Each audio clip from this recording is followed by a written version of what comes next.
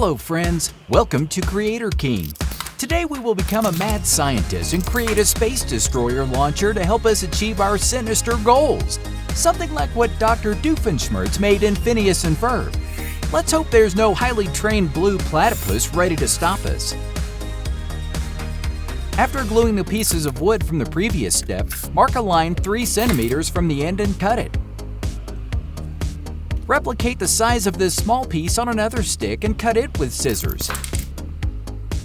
In addition to these 2 pieces, we'll need a rectangle which we'll extract from another popsicle stick.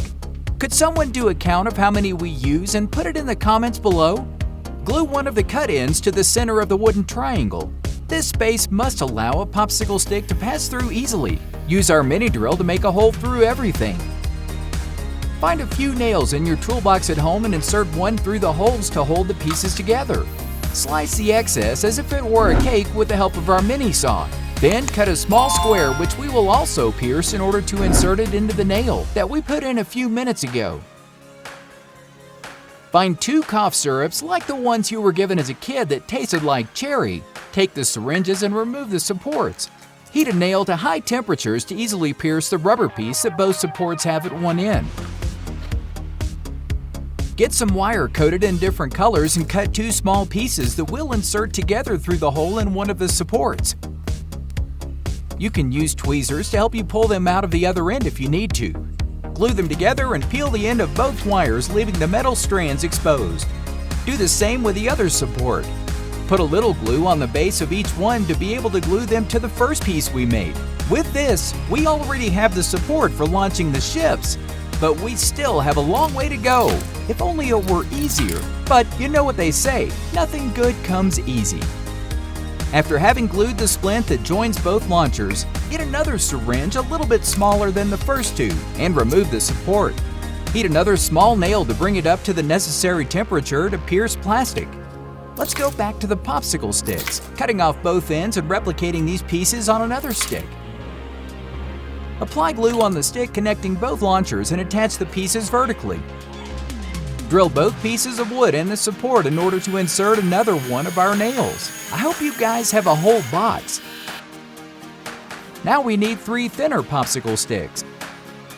First, cut off the end of the 2 sticks using the first cut as reference so they're identical, like wooden twins. Glue the sticks on opposite sides of the syringe.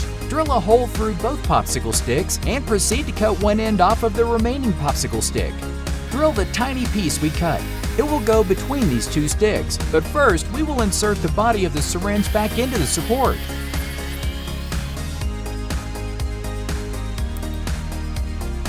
The next step will be to add a nail and this tiny piece to the structure. Then we can start creating the base, for which we'll be needing the help of the world's most beloved mouse. Apply instant glue to the cap of the bubble tube. For the main base, use a DVD of a movie you no longer want. For example, this one of a certain Henry V. Who knows who he is? Attach the plastic cap to the DVD. We will not only use Henry's disc, we'll also use the box. Cut a small circle around the hooks with a box cutter. Glue the plastic piece on the cardboard and pop on the disc so that it can rotate smoothly.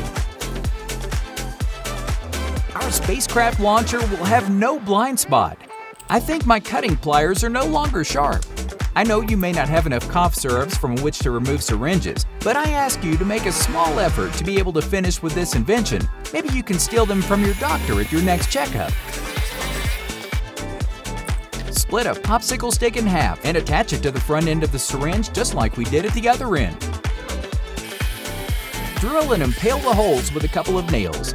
Place the syringe with sticks on top of the DVD on the support side and apply glue to it. With this, we can spin it in a more controlled way.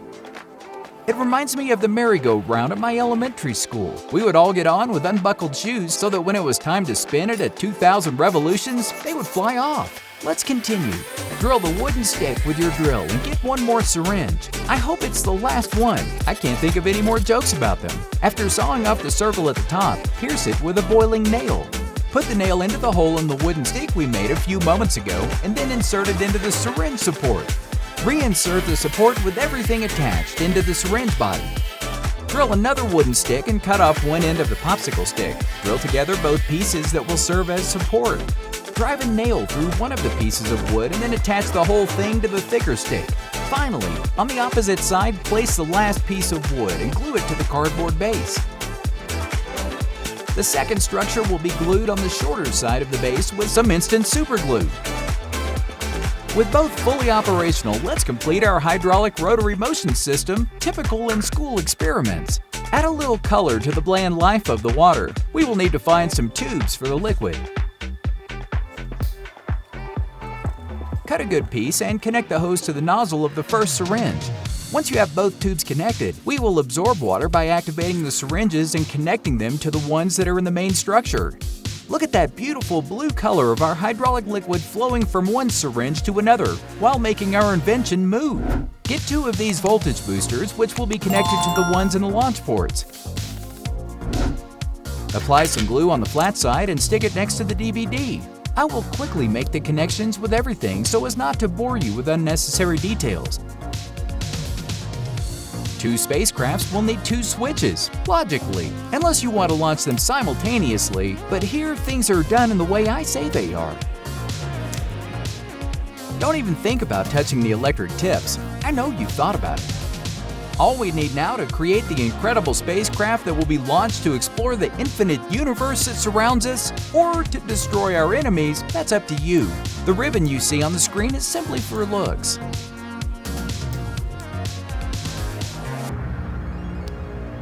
With the ships ready, all we have to do now is spray a bit of the finest perfume you have inside each one to create the thermal reaction we need.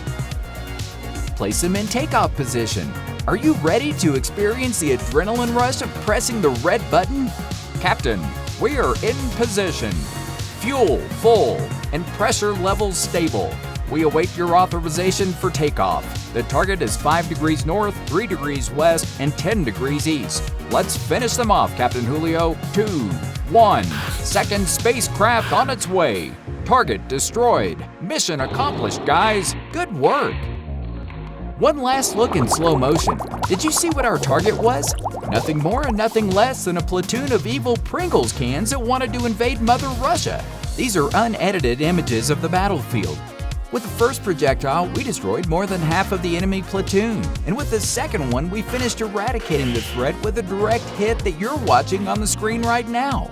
This concludes the report of today's battle. This was the nightly report of Kevin's experiments. I retire and wish you a good night. Until next time. Whoa, whoa, whoa, whoa! Don't go yet. We have one more little bonus invention that involves the old skateboard you have stored in the attic. With your drill, quickly remove all the screws that hold the wheels to the skateboard. Then get a big, wide wooden stick and mark 2 measurements which we will saw.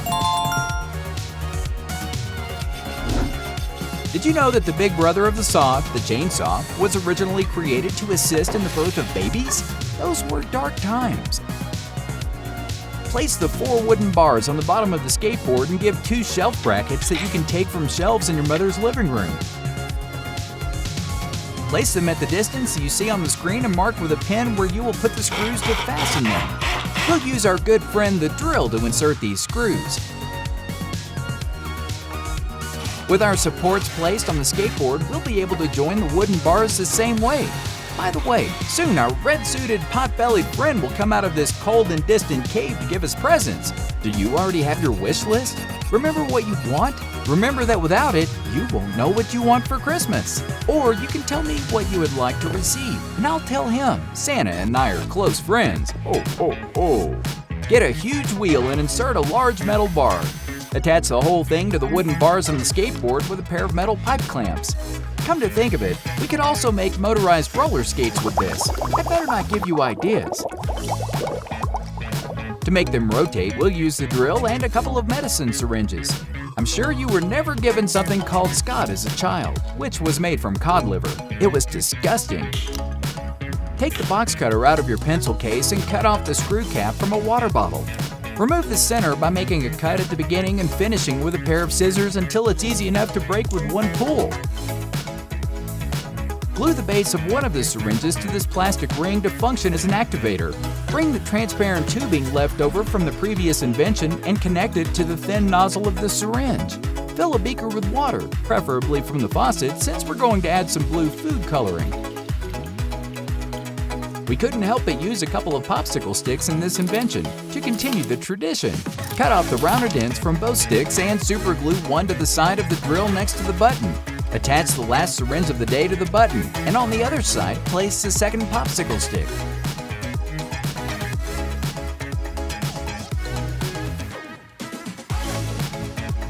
With the drill ready, all we have to do is to suck some of this blue liquid through the hose using our activating syringe and connect one of the ends to the drill syringe. With this, the hydraulic system will do its job, making the drill rotate at high speeds. Place the drill on the skateboard, making sure that the rotating part is in contact with one of the wheels and attach it with the strongest adhesive tape on the planet. Ready! A motorized solution for all those who do not know how to stand on a normal skateboard, like me. Who wants to go for a ride with me? Thanks for watching our inventions made out of household items today. Follow my channel if you'd like to learn more about making simple yet incredible inventions. Also, click on the link to see more videos about my amazing inventions. Click on the link to subscribe to my channel so that you don't miss any of my videos. Thank you so much for watching this tutorial.